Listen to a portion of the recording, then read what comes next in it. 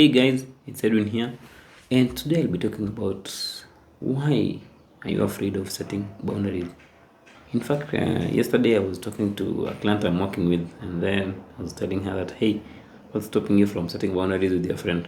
Because she finds herself listening to this friend so much, like this friend calling her so much every night, like, hey, I want to talk to you about this, I want to talk to you about that, and this kind of conversation is draining her. Like in life, when you keep listening to other people's struggles, like, hey, I'm going through this, you might be this nice person, you want to listen to the troubles of others because you want them to feel happy. But when you keep doing that, especially if you're not a professional, or of course you're not doing it professionally, you're just doing it as a friend, of course those conversations are emotionally draining, and they'll of course sometimes make you feel resentful and mad at yourself because what are you doing? You are always giving your time to others. You are always letting others violate your emotional boundaries. So today I'll be talking about like what stopping you from really setting boundaries. Because you might know about them. You might really know your boundaries. You might really know the boundaries you're supposed to have with your parents, with your co-workers, with your ex-husband, or with your partner. But still, you just can't set those boundaries. You are just so afraid. So why? In fact, the first reason is fear of rejection and abandonment. You see, with boundaries, you are asserting to someone that, hey, these are the things I do not tolerate from you.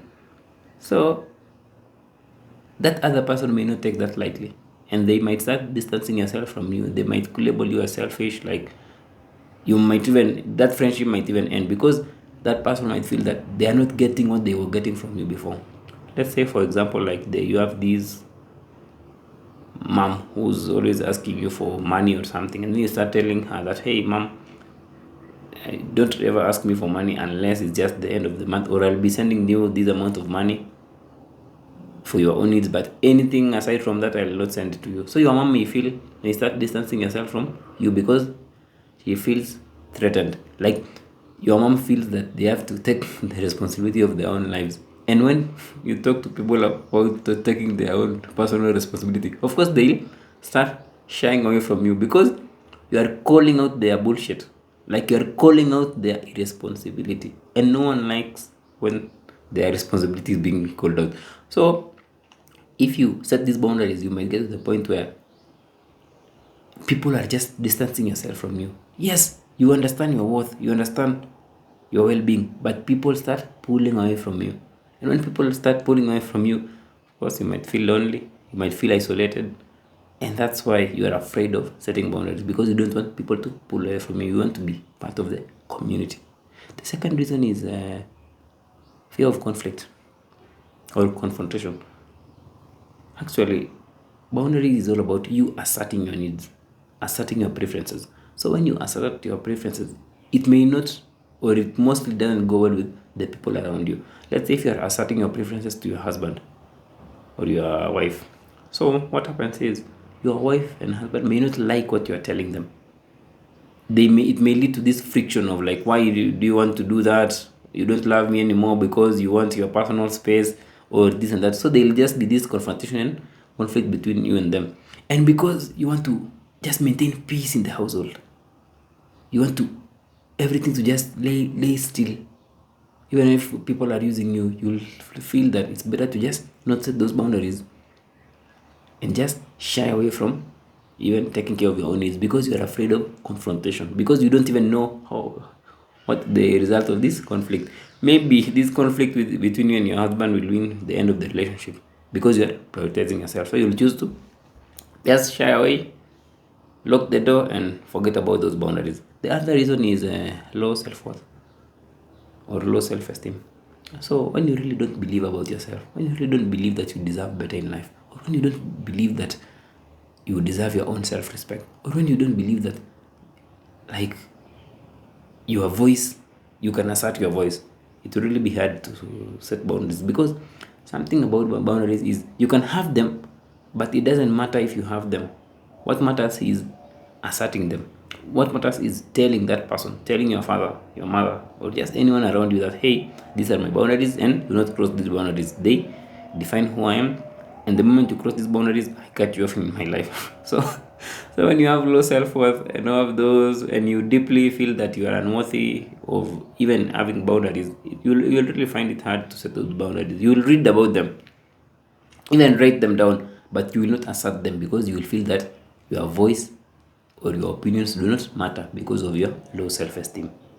Yeah, you don't have this sense of self, this sense that you deserve it, this sense that you deserve to take care of yourself and respect yourself, this feeling that you are valuable. When you really lack those, it means that boundaries and you are just something which are distant.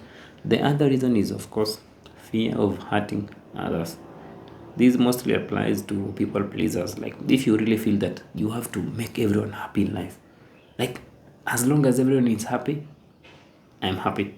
It's very, very common. Like, you really feel that I don't want to hurt my friend, I don't want to hurt my cousin, I want them to be happy, I don't want them to feel sad or stressed. So what I just do is I just let them do as they wish with my life. For example, let's say you have a cousin who keeps asking you for money and you know they never repay.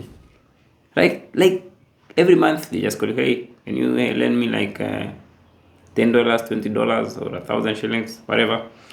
And you just know that this cousin never repays. Or they borrow your car and they just bring the car back with no fuel. Like, they just really use you. And you really know that this cousin, actually, they never learn, right? So if you set a boundary with that person who's used to using you to meet to get their needs met, or who's used to using you to maintain their extrinsic kind of happiness, of course you'll hurt them.